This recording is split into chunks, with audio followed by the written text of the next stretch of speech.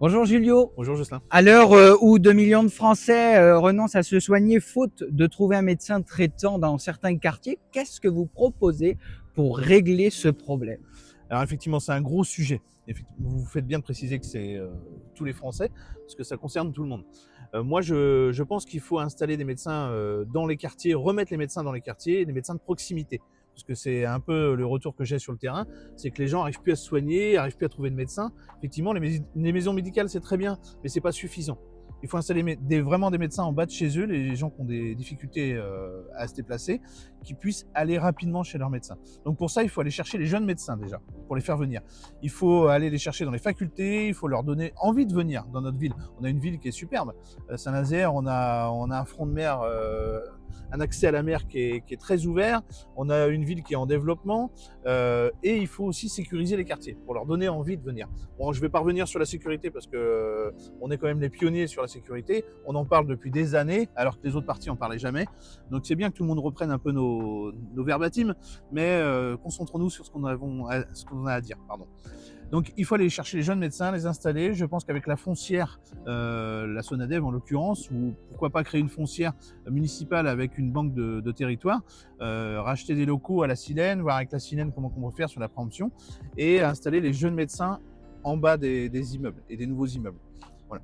Donc un accès direct. C'est très important, l'accès direct aux médecins qui puissent voilà, les gens qui ont des difficultés, vraiment c'est important. Je reviens sur ça parce qu'on imagine toujours que les gens ont des facilités à se déplacer ou à prendre le bus ou pas, ou en voiture, c'est pas vrai. Il y a des gens qui ont du mal à se déplacer, il faut qu'ils aient un médecin en bas de chez eux. Donc une santé de proximité. Exactement. Vous êtes donneur de sang depuis plusieurs années. Qu'est-ce que vous proposez? Parce que la mobilisation est tellement importante, ça sauve des vies. Concrètement, prévention, mobilisation? Les deux. Mobilisation surtout, parce que effectivement, vous faites bien de le rappeler, je suis donneur de sang, mais je suis donneur de plasma aussi. Donc le plasma, ça soigne des gens, ça sauve des vies également. Ce sont des traitements après. Donc le plasma, c'est tous les 15 jours. Donc ça, moi j'y vais. Alors j'y vais pas tous les 15 jours. J'essaie de faire un don du sang, un don de plasma assez régulièrement. Et puis c'est un petit temps sympa parce que j'allais dire, bon, au-delà il y a beaucoup de gens qui ont peur des piqûres, mais je les rassure. Quand on est là, il y a une équipe au top, on est toujours chouchouté, coucouné, c'est vraiment très très sympa.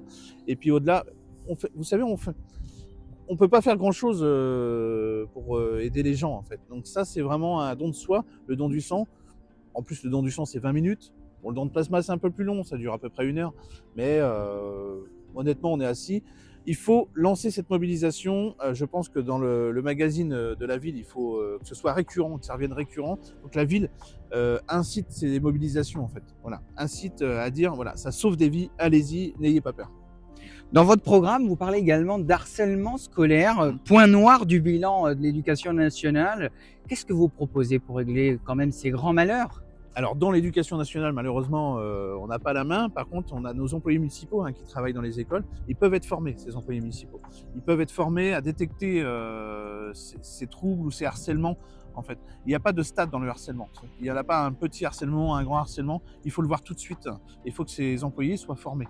Donc moi, je m'engage à former des référents par école qui seront aptes à détecter ces problèmes. En fait, tout de suite, et il faut réagir très vite. Parce que c'est en laissant les choses grandir qu'un petit harcèlement devient un grand et qu'on arrive malheureusement à des cas malheureux comme on a pu voir ces temps-ci. Je vous remercie pour cet échange, Julio. Je vous en prie, merci beaucoup.